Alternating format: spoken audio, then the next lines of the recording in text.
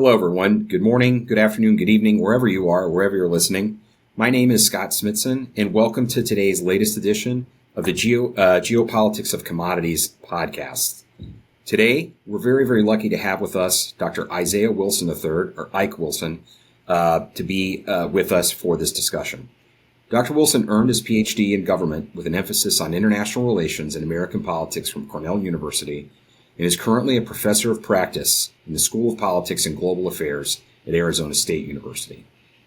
Dr. Wilson is the president emeritus of Joint Special Operations University, which is part of the U.S. Special Operations Command. He's a partner with Gainful Solutions Ventures Incorporated, and is the president and CEO of W.i.S.E Consulting, LLC, which provides advisory services on strategy and operational planning, technology, teaming integration, transitional change leadership, coaching, and organizational design and innovation.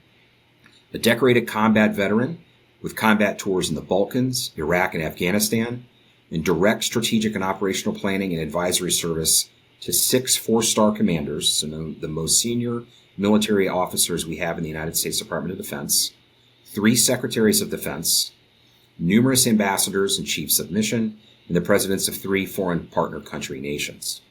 Wilson's civil military career has spanned troop leading, staff planning, strategic advisory and teaching assignments. He has published extensively, and I do say extensively, on organizational politics, civil military relations, national security and defense policy, and grand strategy. His book, Thinking Beyond War, Civil Military Relations and Why America Fails to Win the Peace, along with his service in the 2003 Operation Iraq Freedom Study Group, helped increase public attention to the problems and errors in U.S. post-war planning in the Iraq War and sparked government movement towards policy reforms.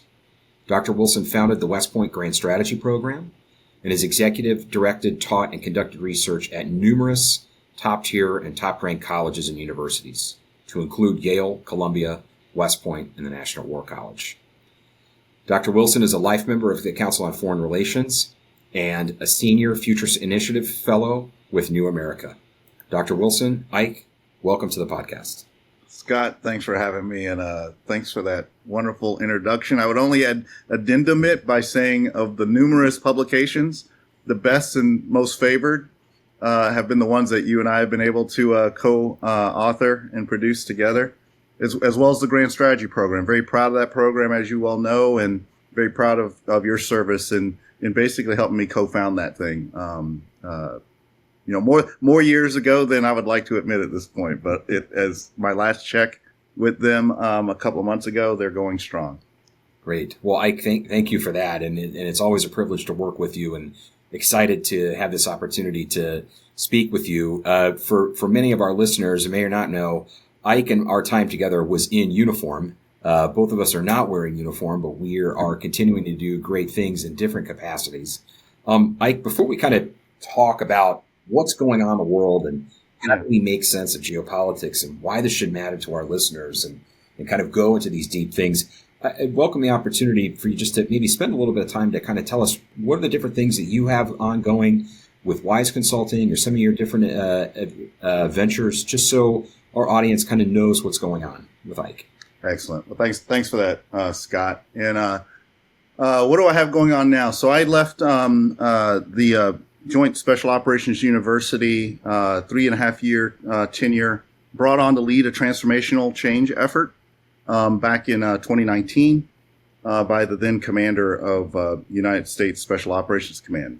3.5-year tour, getting a strategic plan set for that and getting an implementation or an action plan to realize those changes. The changes being imperative for changing how we educate, leader, operator, prepare, and train the global special operational leader force going forward into an age of strategic competition, and most importantly, strategic rebalancing out of a 20-year period of what we've come to term, right or wrong as it may be, the global war on terrorism, or the GWAT.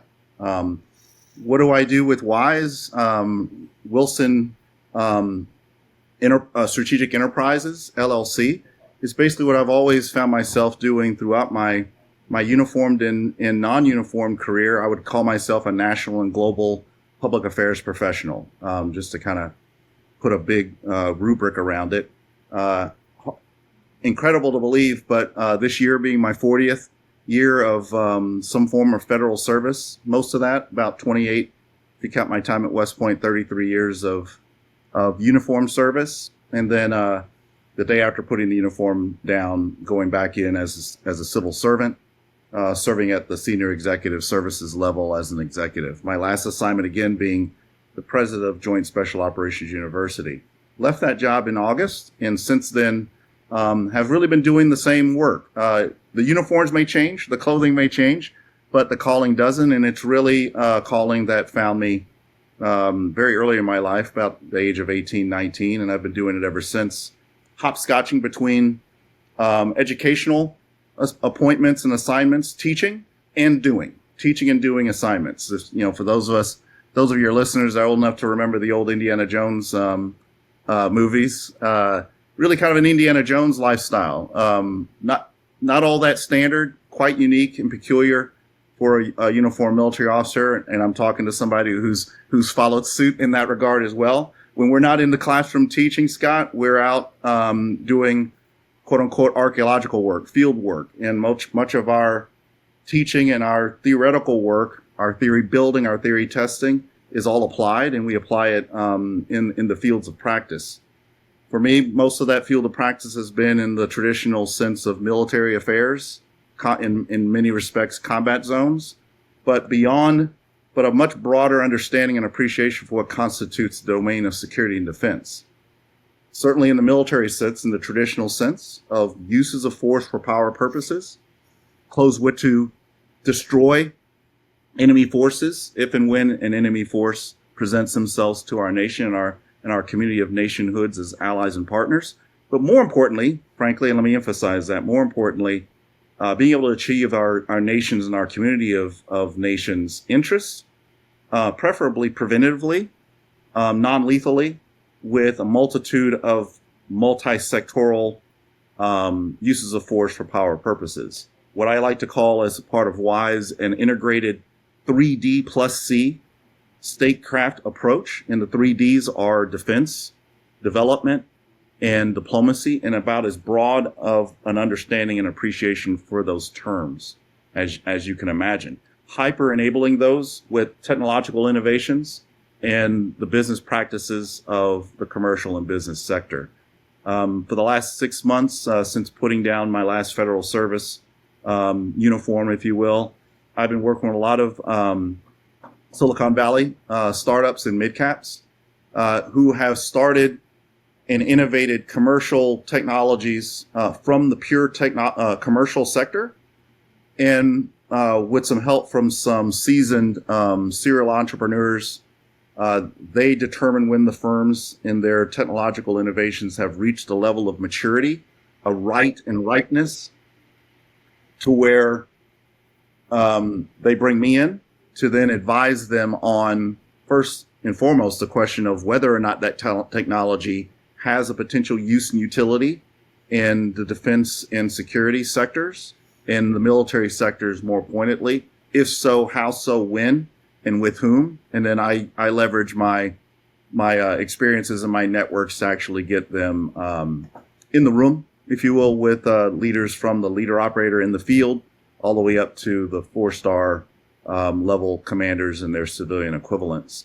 It's been a great experience. I'm learning a lot. I'm actually able to get back in some of the projects I'm working on right now relating, and I think we're going to talk about this later in our conversation today, some reforms and innovations in terms of our overarching approach to the defense industrial base and defense production, the global market of arms and arms sales. My dissertation work was on global small arms market reform, and on the U.S. side of this, for military sales and direct commercial sales transformation and reinvention, what they called at the time reinvention. So for me personally and professionally, it's been kind of an opportunity to come back full circle to where some of my scholarship started. And certainly between then and now, the role of arms and arms sales, and we need to relook all of these systems. And so to be able to do that on the outside, I've always been an innovator. Some would call me a heretic and a maverick throughout my military career, certainly. Always looking for innovations and innovative solutions within the model. Most of my career has been inside these enterprises, these governmental enterprises. Whenever I'm not in federal service, it's an opportunity. I jump right back into the same innovation moment, but the opportunity to do so from the outside. So innovations outside the models, if you will, but the same calling, the same motivation to help yield, again, those integrated 3D plus C solutions to what today are what I would call an era and an age of not just security dilemmas, but compound security dilemmas. And I think I look forward to fleshing that out a bit in conversation back and forth with you, Scott, since you've helped me flesh out some of that theory over the last 15 years or so. No, that was all great, Ike. I was thinking, there's a huge interest in geopolitics right now in the private sector. From, it doesn't matter, financial services to manufacturing to what's being taught in business schools right now, to the ways that organizations are thinking about geopolitical risk, maybe in ways they haven't had to in 30 years. Right. And so I always enjoy, and I think you probably do too, the opportunity to talk to private sector clients about what is geopolitics, and really how do we make sense of the world. Yes. And I was just wondering if you could, just for our listeners, maybe just how do you kind of conceptualize things right now on a global scale? We know that we've transitioned out of kind of this global war on terror, though the attacks in Moscow reminded us terrorism will never go away, despite our best interest, right? Yeah. That it's still a thing. But we know politically, diplomatically, economically, we're in a different space than we were even 5 or 10 years ago. Things like COVID and Russia's invasion of Ukraine accelerated that, but those drivers were kind of there. And you've been kind of writing and thinking about the shifting tectonics of geopolitics for a while. So when you go meet new clients or you're kind of doing this type of engagement, how do you conceptualize the international environment right now in ways for those that are in the C part, the commercial part, haven't had to, but now it matters, right? Geopolitics is not just something that can influence the bottom line. It can make it whether or not you stay on the bottom line or not, right? Right. So how do you do that? How do you kind of approach and conceptualize the world as it states right now? And then we can kind of go into more deep dives after that. Outstanding. I want to start real quick with just a simple description of geopolitics. And again, it's a big word, but it's very simple. And when we think about it and unpack the word, the geo part is terra firma. It's geography. So and what is politics? Politics is nothing more. I mean, we can smother this thing with a lot of unhelpful, frankly, detail. I can go too much into the academic-y lingo on it, but really politics is the allocation and reallocation of things that are of high value.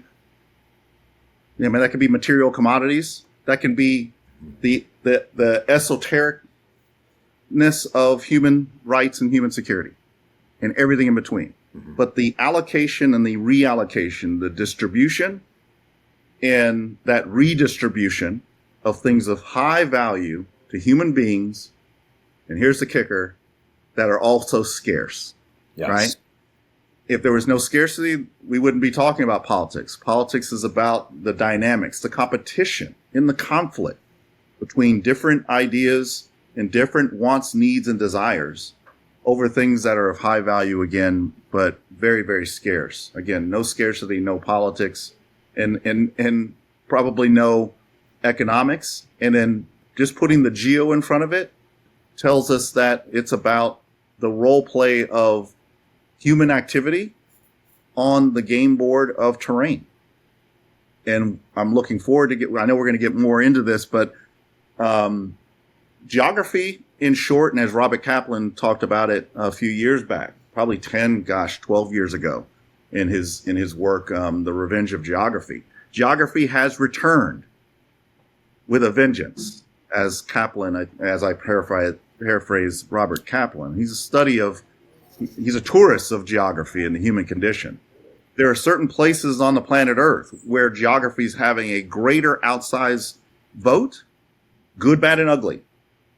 And when you study those places on planet Earth, in the world system, there are certain locations on the globe where good, bad, and ugly interests, otherwise separate and discrete interests, let's focus on threats and challenges, where they come into natural convergence and coincidence with one another, and then there's a compounding dynamic. Yes. So think about the challenge that, faced an Alexander the Great of untying the Gordian knot, right? These are Gordian knot type challenges, and they're multifaceted. They are a combination of so-called foreign, so-called domestic, so-called international, so-called national affairs. They are military factors. They are diplomatic factors. They are informational factors, economic factors. But they all tend to come into a convergence. And at those convergence points, there's some type of more than additive compounding dynamic that's going on. And so I've been working on this as a researcher, as a scholar, building a proto theory that we call compound security and the compound security dilemma. Mm-hmm. What that proposes is that this period of change, and we are in another one of these moments of power transition and power in transition at the meta global geostrategic level, the world system level, in echelon all the way down to our local households, our individual households. Change is afoot. Power and force are in transition. Power and force are always in a cycle of change. But I believe, many of us believe, and frankly, many more people, more scholared and more experienced than me, believe and state the same or similarly, that this period of transition is unique and stand out to previous periods in world history. So there are a series of questions. Now I'm going to leave you with these questions just as a start to our unpacking of kind of how I see the world. You're already getting a sense. I see the world that we're in right now in a world of power and transition, but a different kind of security dilemma driving that change, one that is compounded. And when I say compounded, really what I'm talking about is the intersectionality of threats, as our current Biden-Harris administration has labeled it, starting back in May 2021 with their interim national security strategic guidance that shaped the 2022 national security strategy, the defense strategy, and the national military strategy are guiding strategic documents for the U.S. individually as a nation state, as well as the leading power of a community of democracies. So an intersectionality of threats, and I've kind of given a description, a picture on the map of what that looks like. It's all about interconnectedness and collision. Yeah.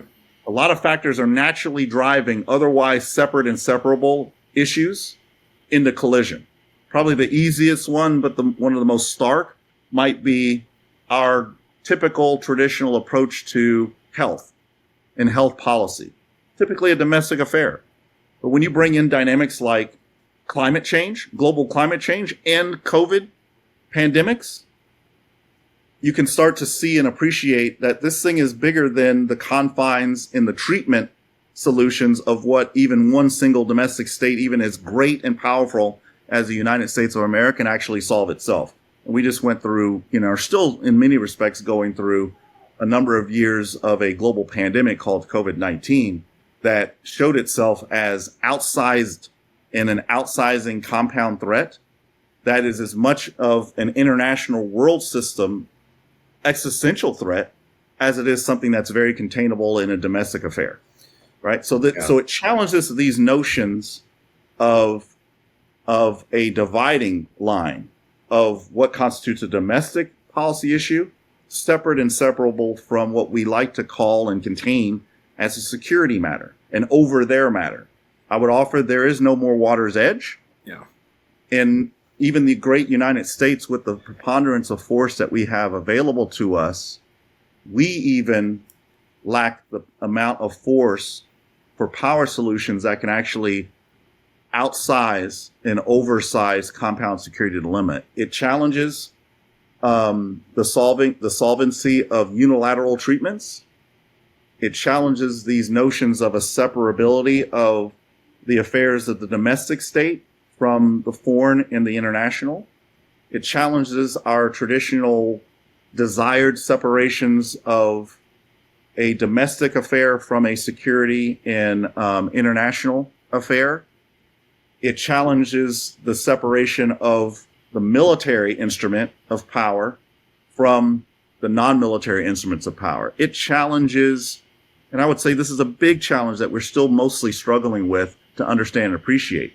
It challenges our notions that matters of the commercial, the business, and the economic are separate and separable from the perils and the travails of security matters. Yeah. In fact, I would say it takes us back to a pre-World War I era. I call it an age of Neo-Mercantilism, where the game of defense and security, competition, conflict, and even war, we can see that playing out more on economic and geoeconomic terms as opposed to the traditional sense, particularly since World War II, that I think most Americans, maybe most Westerners of advanced industrial states, have an idea of what constitutes a matter of security and defense, competition, conflict, and war.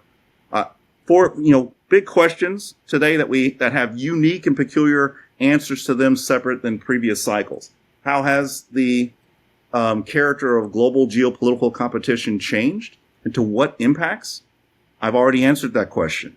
I believe that we are living at and facing the challenges of a time today where disruptive change, once again it's cyclical, but once again continues to outpace all organizations and organizational leadership's ability to see, understand, appreciate, anticipate, think, and act fast, first, and in an overmatching way, right? This challenges our ability to solve problems unilaterally.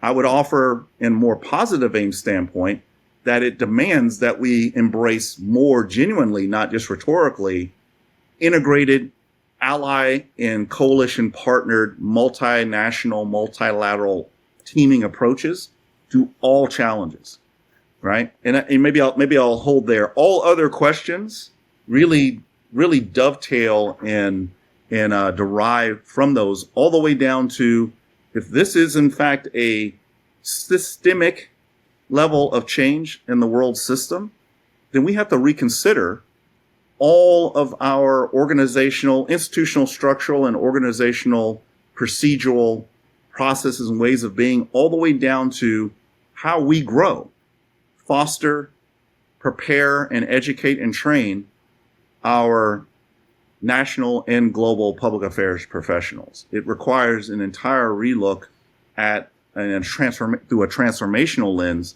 an entire relook to how we are structured and how we define ourselves as who we are as private and public professionals in this system of ours. I'll pause there.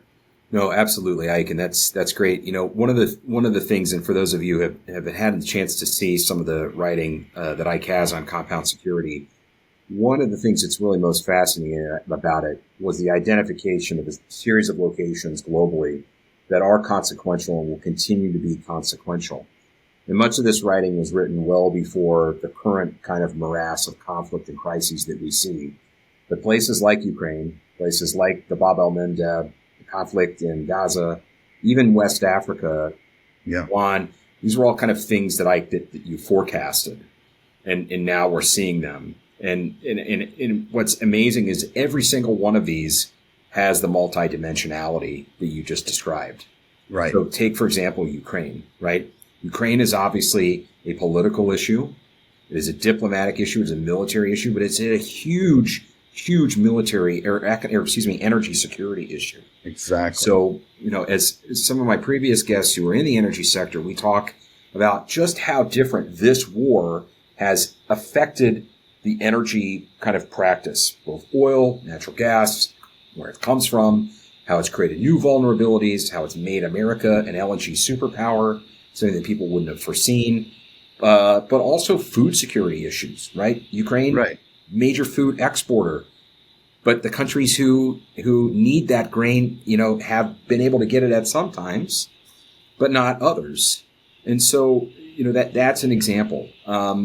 And just that factor alone, Scott, just that factor alone, and sadly, tragically, but of utility to our conversation today, Ukraine becomes a perfect expression of this idea of compound security, this compound security dynamic, because the challenge we're having politically, to include geopolitically, in each of our nation states and each of the governments of our nation states and the global community, is the challenge of understanding the Russo-Ukrainian war in an enlarged context. Yes. Right?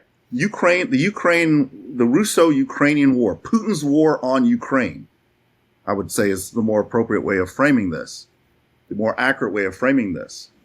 A challenge in and of itself that should elicit within and beyond the neighborhood, but a global robust response, a clear-eyedness and a clear-mindedness of the existential issues to a sovereign state, a territorial sovereign state of Ukraine, and what that means for the Westphalian traditions, for the rules-based, the Western liberal, small w, small l, liberal, international order, and the rule-based system and the value-based system that represents. But the factors that you bring to play here, Ukraine being a breadbasket for a majority of the global South or the global majority.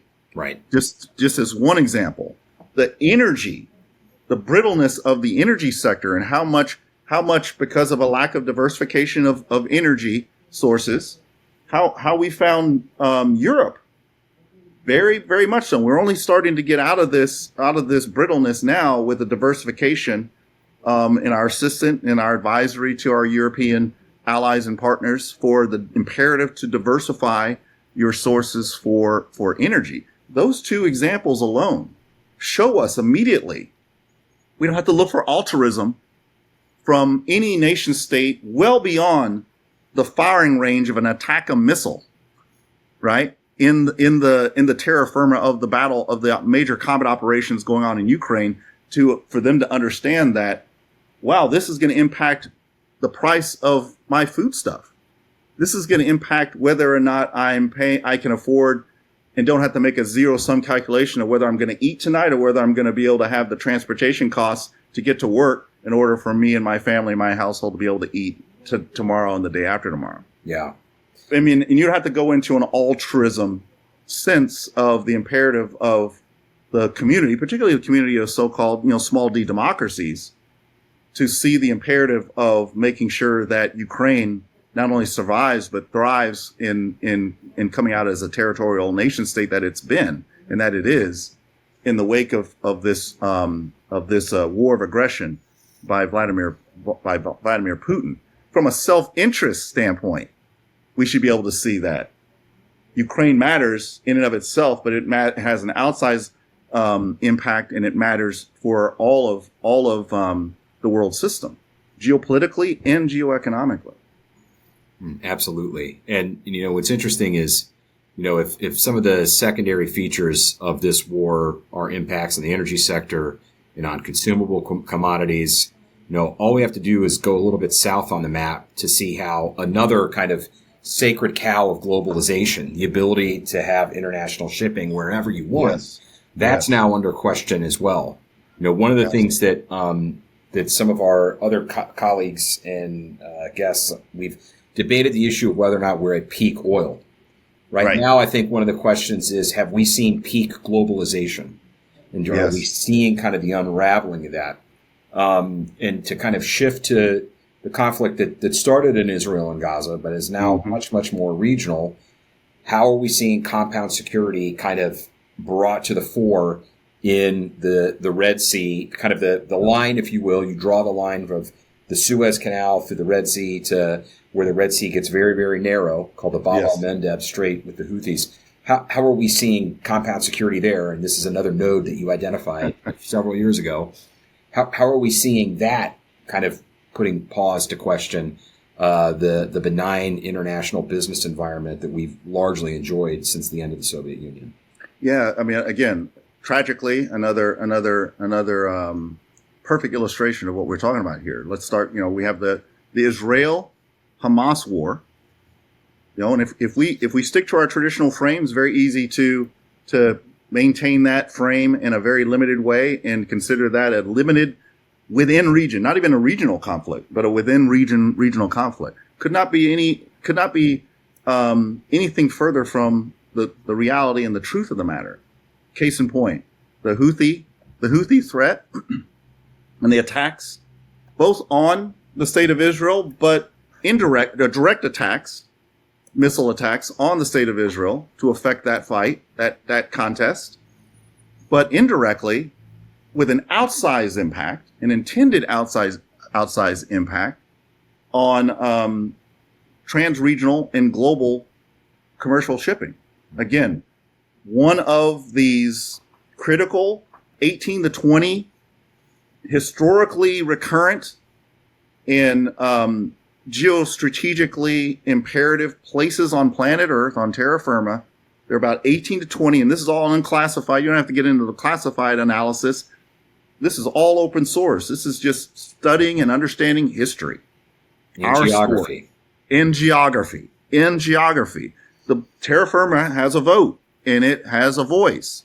And we're seeing this convergence of otherwise discrete threats converging and compounding at or proximate to these 18 to 20 locations.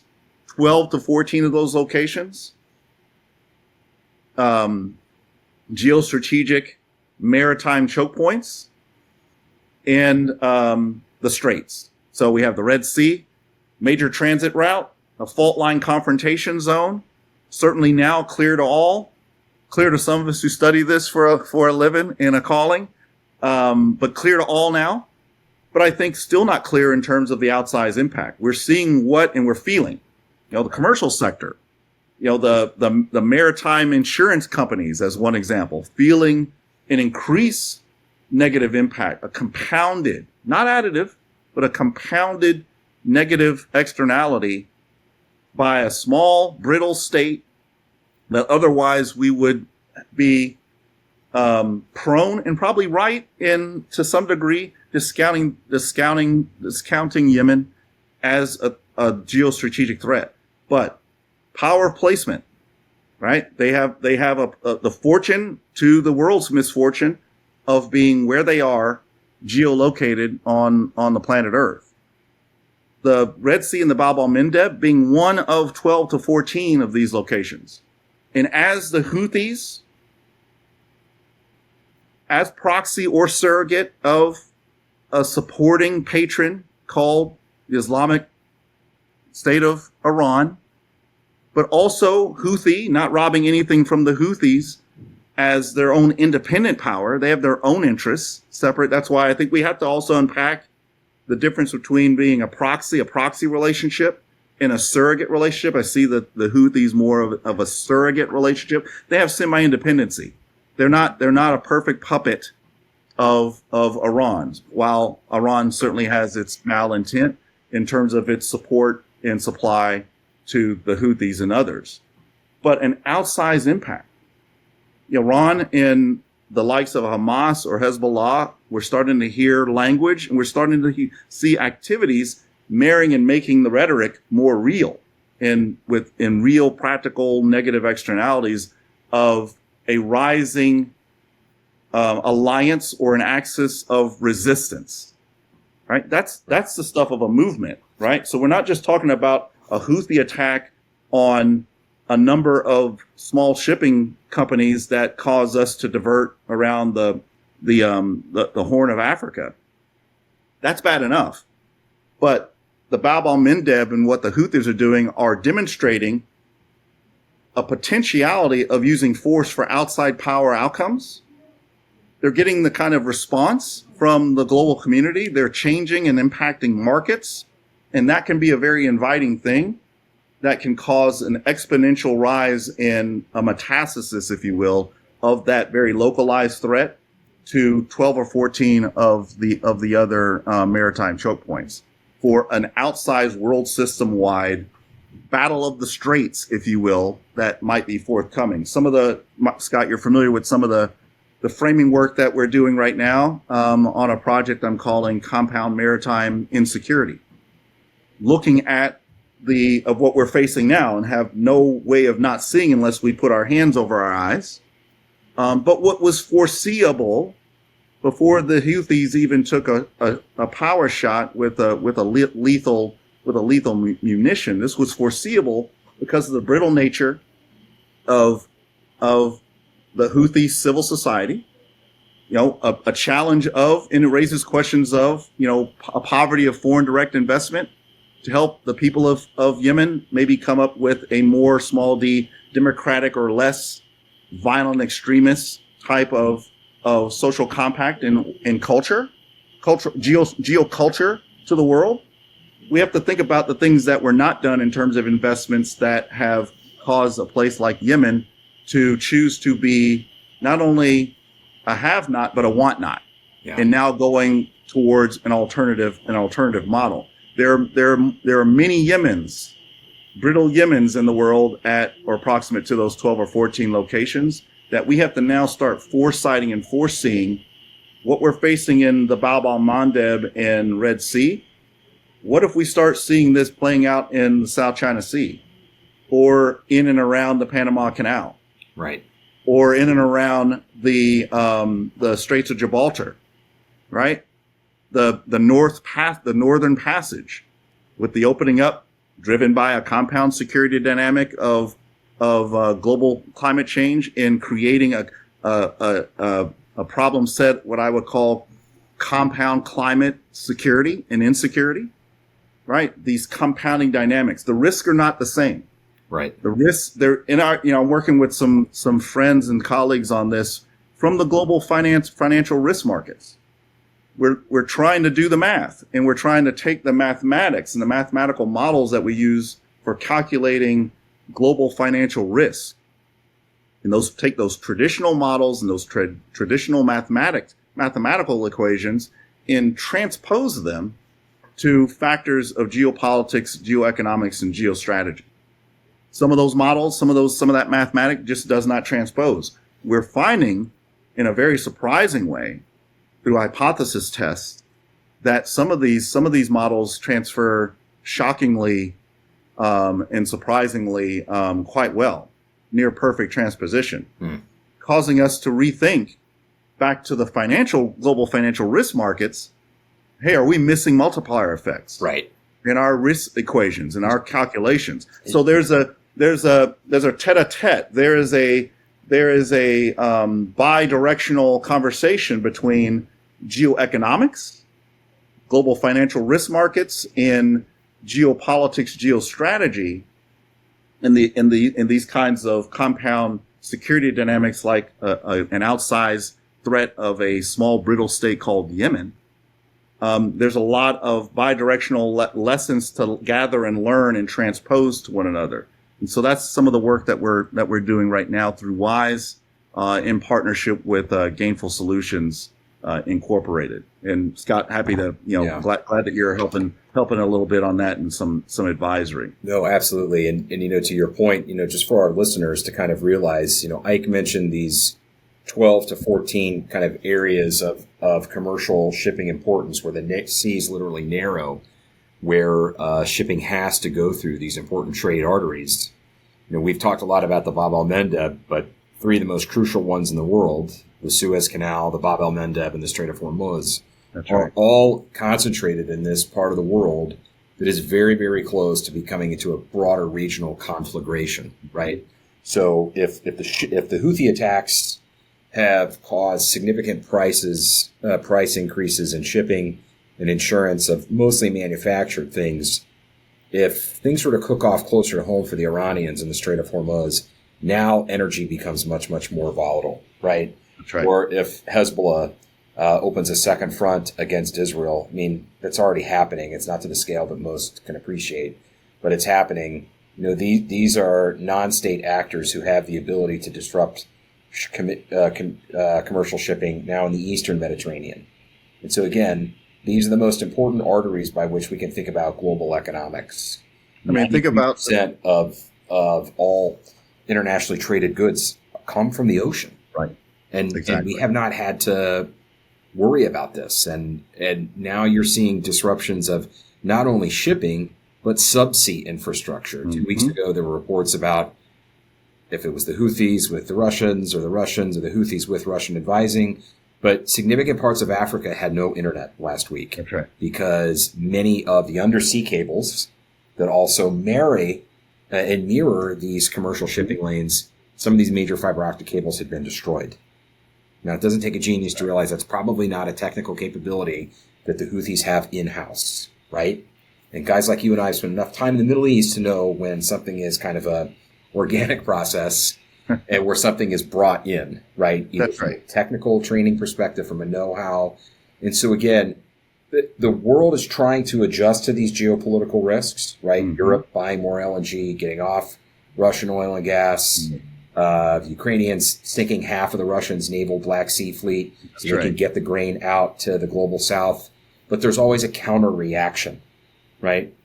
And the counter reaction is something other than an addition. Yes. Right? We don't know yet. We're scientists here as well as practitioners. As scientists, we don't know yet what we know that it's not an addition problem in terms of force required of different sorts to provide an outsized solution to solve and to mitigate. Equally, if not more importantly, we know it's not an addition problem to the risk equation, that the risks are not just going to go up one unit of negative externality, of negative impact. It's something more multiplicative or exponential. It requires a whole different set of mathematical equations, if you will. But the accelerative conditionality that this brings as well, particularly these choke points, right? It's Bernoulli's equation in terms of velocity going through a constrained vessel. Yeah. I mean, it's physics. There's a physics to this. And if we're not anticipatory at these very specific choke points, land, maritime, informational, right? If we're not in an anticipatory mindset and frankly in an anticipatory presence and posture with quote unquote forces available, military, non-military, governmental, non-governmental, most importantly, preventively, economically, and investing in some of these brittle locations to build a resiliency, that becomes a very existential problem in terms of a zero-sum calculation in the great power game between who wins and who loses, and whether the winner is going to be an authoritarian state-nation entity versus a small d democratic liberal consortium of nation states. That makes these small, relatively speaking, otherwise small, we believe still to our folly, containable threats, an existential. You have to enlarge the context. And when you enlarge the context, you see that a win or loss in a place in and around a location such as it is of the Bab el-Mandeb and the Red Sea has an outsized effect, and it's part of a bigger map's larger war. Yeah, a bigger map's larger set of competitions, geopolitical and geoeconomic, largely between the so-called great powers of the great forces, the United States, Xi's China, a revanchist Russia under Putin's imperial interests and designs, a number of small trans-regional, once-upon-a-time empires that once upon a time want to be again.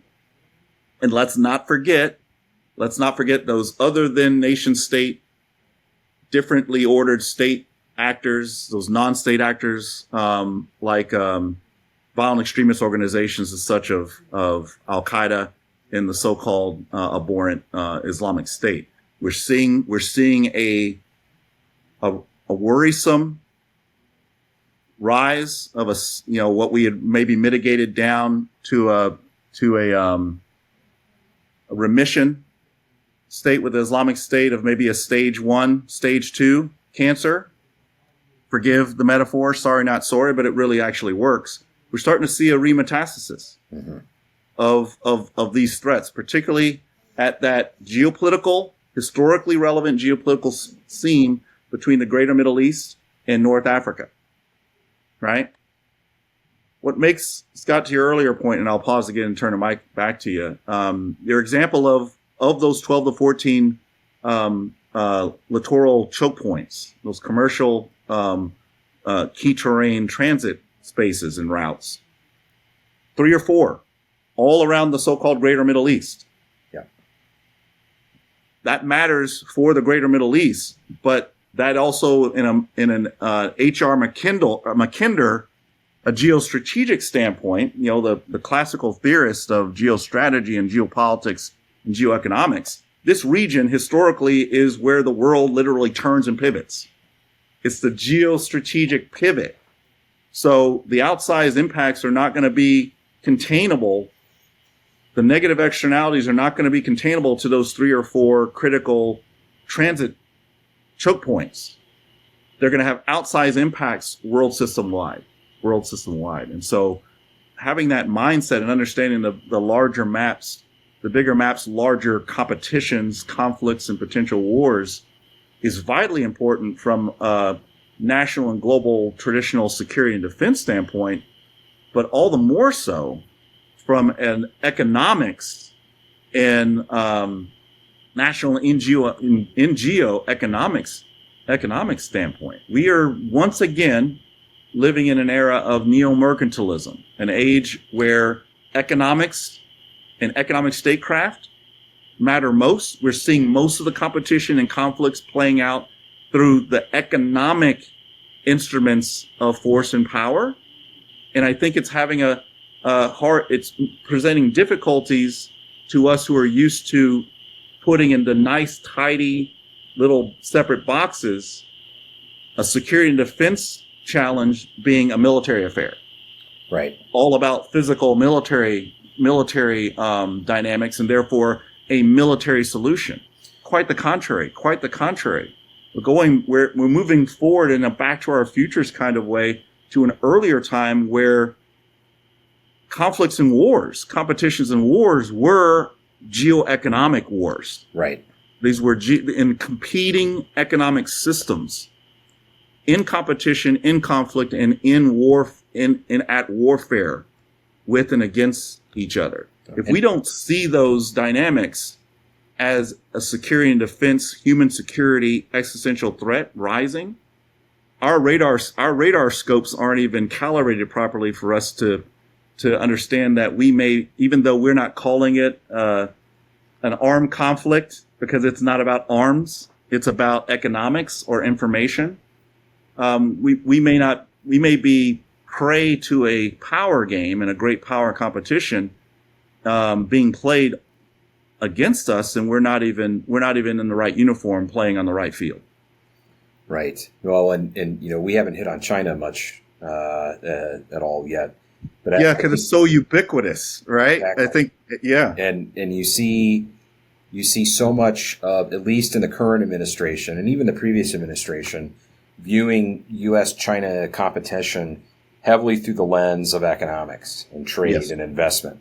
Yes. In just the last 2 years, we've seen significant legislation from the Biden administration, both from the CHIPS Act, right, to try to kind of nearshore and buy down risk on semiconductors, and then the Inflation Reduction Act as a way to kind of think about subsidies for green tech and renewables to try to build back in basically resilience in exactly, an economic system that for 30 years you're beat over the head about just in time, maximize efficiencies, right, an elegant global value chain or supply chain. But now that's all kind of up in the air. And I think also a big aspect of that is what industries do you have at home?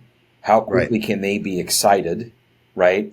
There's this thinking that we can just sprinkle pixie dust and mobilize the defense industrial base with the private sector to get what we need quickly. But I think the war in Russia, or in Ukraine from Russia, is showing that once warfare takes an industrial nature, it isn't such a scope and scale. It literally outstrips supply. That's Demand will go up, right? All the war games that look at a scenario of the U.S. fighting Taiwan sees both sides running out of a lot of missiles within the first 2 weeks. That's right. We're seeing right now there's a scramble in Europe to rearm, to not only support the Ukrainians, but to rearm themselves. And we're finding bottlenecks here within our private sector on kind of rearmament and getting the base up. We talked at the very, very beginning of our discussion about some of these issues. And in many ways, almost everything that we're talking about right now, it doesn't matter about Ukraine, trying to get a sustainable peace in the Middle East, how the U.S. views its relationship with China, what is the role of tech. These are questions that were being asked in the 1990s. Absolutely. We never really got to solutions. So as you advise both private sector and public sector people, particularly when it comes to kind of the economical foundation of American power, right? Yeah. Our military can't do what it does without a strong economy. And our strong economy is a function of how competitive our private sector is. That's right. But the strength of that private sector is different in peace versus war. So what are some of the kind of the cautionary tales that you've come across either in your scholarship with your current consulting that many of our private sector guests who are listening in kind of need to think about, and that our government may be needing to think about too as well? If we're going to be the arsenal of democracy, as President Biden has said, what has to change? How are we suffering from decisions that were made in the past, and how do we need to evolve? Yeah, I love the fact that you mentioned arsenal of democracy first and foremost, right? Because I would say, and it's gonna be heard starkly. I'm gonna say it starkly, because we have to shock our system. We have to shock ourselves. We do not have the industrial capacity, and more importantly, I would offer the talent wherewithal to provision what is needed as the arsenal of democracy that we were going into World War II. We see this in starkest ways in the Russo-Ukraine war. And just one vital sector called energetics in munitions. And the energetics that go into munitions like 155 millimeter rounds for artillery as one example, but a major example. And a war that is becoming and showing itself to be more of a long war, not a short war, not a limited war, but a compounding war, and a war that is more about attrition than maneuver. And an attrition, if the West, the proverbial West, allows Vladimir Putin to have his way, a war of attrition that with an annihilation intended outcome. That's a big war. In military parlance, we call that large scale combat operations. Those are big wars of a World War II type. In fact, Russo-Ukrainian war looks like on the ground in terms of the geostrategy picture, some hybrid between the trench warfare of World War I and the mass warfighting organizations juxtaposed against one another at a line of confrontation, a line of departure. But for wars of attrition, these are wars of mass. And we are, to say the least, we're having a major challenge, and not just because of the partisan political dynamics, though those don't help at all, that are going on here in the United States and a lot of the capitals of the alliance in the coalition nation states supporting Ukraine, our friend Ukraine. We are challenged to literally produce the numbers of munitions required to maintain a stalemate status quo at the front line of troops in the warfighting. Right? We're having a major problem at doing this. Where does this come from? Many places, but you have to go back 20 years prior. You go back and look 20 years prior, actually, closer to 30 years prior, in the end of the Cold War, in the want and the desire and the expectation after, a hard fight through 40 plus years of Cold War with the Soviet, an expectation for a peace dividend. And what that yielded was really starting in around 1988, 89, what was called a reinvention of government among the Western industrial powers, right? And that reinventing government was looking for efficiencies coming out of decades of war and an expectation that we need to now transition and convert armaments to plowshares, right? That peace dividend. Yeah. So efficiency in streamlining of government of all sectors around the early to mid 1990s, this reinventing government, streamlining of defense and security, industrial capacity had hit the departments of defense and the ministries of defense across the Western advanced industrial powers, nation states. And so, as an example, from aeronautics, the defense, the aerospace industry, early 1990s, late 80s, early 1990s, we had 50, you count them, 50 prime defense prime industries. 1995, February, I believe, if I remember the month correctly, of 1995, Defense Secretary, U.S. Defense Secretary William Perry, brought all the CEOs of those defense industries into what became known as the Last Supper. The Last Supper, yes. The Last Supper. And he told them, look to your left and right. Two of you won't be here within 5 years. Yeah. I think he was wrong because it was less than 5 years. Within 5 years, that 50 were down to a hungrier, leaner, meaner, less national champion, more multinational survivor group of 5. Yeah. 5 conglomerations, right?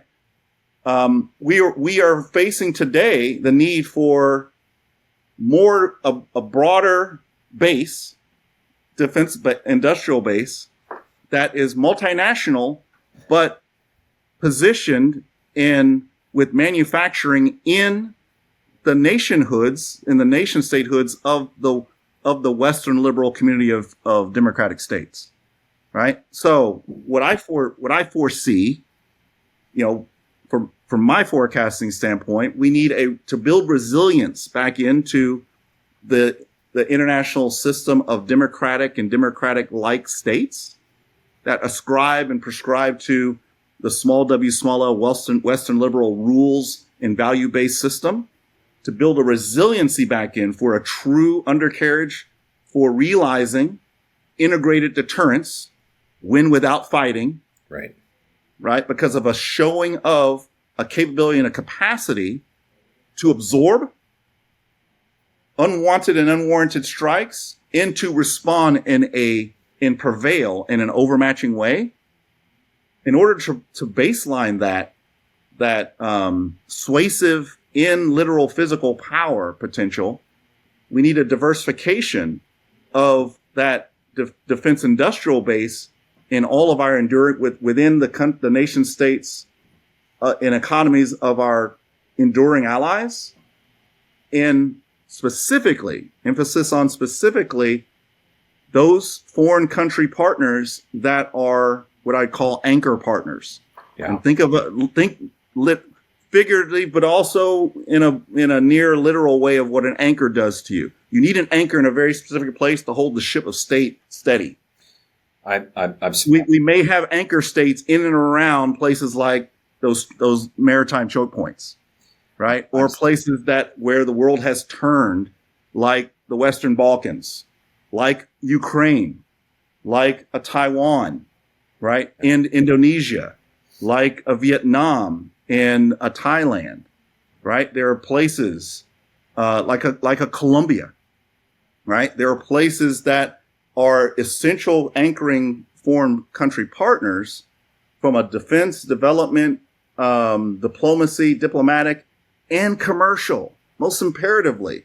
So that's the commercial foreign direct investment is our most non-lethal leading edge positive aims approach to anchor ourselves in a resilient way, not just as the United States, but as the United States as a leading power of a community, a world system community of democracies and democratic-like and inspiring nationhoods, to reaffirm and reinforce free market capitalism and constitutional small r Republican democracy.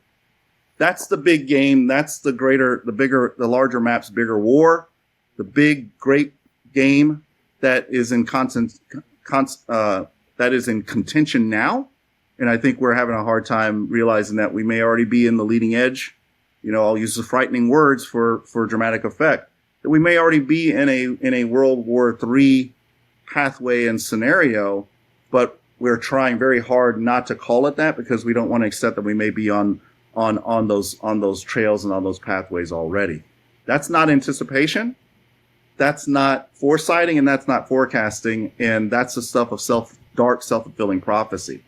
So it starts with the defense industrial base, though. Right? I'm a geostrategist. I'm a foreign military officer, but I have to do my job comprehensively right. I've got to start at terra firma, and the terra firma is always about the way to hearts and minds. And the way to hearts and minds, in the most literal and broad sense of the term, is through wallets and stomachs and households, right? In the community of democracies, our household is increasingly brittle, less resilient than it must be to withstand the waves of autarky and authoritarianism that are forming by unnatural and natural tendencies driven by compound security dynamics and dilemmas into the next great collective great power war, a World War III, if you will, type of scenario. We may already be in the early stages of it. I'll pause there. No, Ike. That's a great way to kind of wrap up our discussion with just really kind of pointing to the crucial role that the private sector and commerce really plays in all this. That at the end of the day, these are two competing visions of not only politics, but what is the role of the private sector? Do you want to run your own business, or do you want to be a state-owned enterprise that tells you what to do, right? Those are the two competing models right now. And the better that we as kind of an educated, electorate within the United States, particularly in an election year, knows these things, but also even our elected officials, right? We could talk for hours about our energy policy and how could it change or different things. But despite all the United States and the West setbacks and challenges, they have a significant amount of potential power, right? It's just the question of how do we orchestrate these things together. And as we have kind of said, this is not a military-only thing. It's not a diplomacy-only thing. It's not a development-only thing. It's the way in which the private sector plays a role in this. That's right. Maximize profits, absolutely, right? But we have to conceptualize this in a much, much more comprehensive manner. We're in an election year. There's massive elections happening globally. Right. It's just very, very important for our listeners to kind of keep this in mind. As I always like to say, sometimes the competition between the United States and China may be more settled by Wall Street and Walmart than anybody inside the Pentagon. And the quicker that we are to understand that, the better and the more equipped that not just the U.S. government, but the American people and our allies and partners will be going forward. Ike, I'll turn it to you for your closing Scott, comment. Perfect. I mean, thanks again so much for this opportunity. Any opportunity, as you know, to parlay with you is a great day for me, and I'm just happy, and hopefully this is helpful to your listenership and the audience here. I would just add a couple of paradoxes that come with this idea, this reality. I would say this, as an academic, a theory of the case of compound security and compound security dilemma. A couple of paradoxes. You really spoke to them. Very important to understand and appreciate that part of the paradox of this dynamic is that the instinct, the instinctual thing will be and has been for each of us individually, whether we're an individual human being within our own households or an individual nation state in a community, a global community of nation states. The instinct will be to self-help, and to go into a metaphorical fetal position to solve all these compounding dynamics and dilemmas singly, unilaterally, and individually. That is a dynamic that is true to form of an earlier age of geopolitics and geoeconomics called mercantilism. And it is a tendency of beggaring thy neighbor. In fact, it's called beggar thy neighbor, economic dynamics. And it lends itself more towards, at best, transactional client relationships that prove necessary but insufficient in terms of producing a sustained, outsized treatment regimen, if you will, to these compounding dynamics. The tendency will be to try to throw more unilateral individual force in our own ways, in the same old ways we've always done, at the same old problems, in the same old places, in the same old directions. But an increasing realization after the fact that I'm putting the same force to bear, but it's not producing a power solution. In fact, it's metastasizing the negative externality. Yeah. And that's the wicked problem dynamic that comes from that we have a great description of, but the compound security factors actually offer a bit of a studyable explanation for these dynamics. But we're seeing it all over the place, and this natural tendency to think that we can pick and choose and go our own way. The tendency will be to go your own way in a zero sum. I've got mine. I'm secure. The equivalent of a gated community philosophy. I'm going to go and we're going to go into a bastion and close the gates and get under the covers and hide away. The answer, the solution is the exact opposite. You've got to go more with multilateralism. We say rhetorically and have for years, all of our national strategies, security, defense, commercial, writ large, contingent on allies and partners. We've got to get beyond the rhetoric of that. And we actually that has to be embedded within the DNA of all of us. Our household is all of us. It's a Western or Westphalian, if you want to go with that rubric, household. It does literally in this case take all the villages coming together, right? And on that turn of a phrase, I'll turn the mic back to you. Thanks again, Scott. This has been a lot of fun and hopefully informative and useful for folks. Great, Ike. Well, thank you so much. On behalf of Lykeion and the Geopolitics of Commodities podcast series, we thank you so much for having us on. For our listeners, Ike is very, very active on LinkedIn. You can also reach out to him at wilsonwise.com. And thank you all for being with us today and looking forward to the next episode. Ike, thank you again so much. Thank you. Cheers.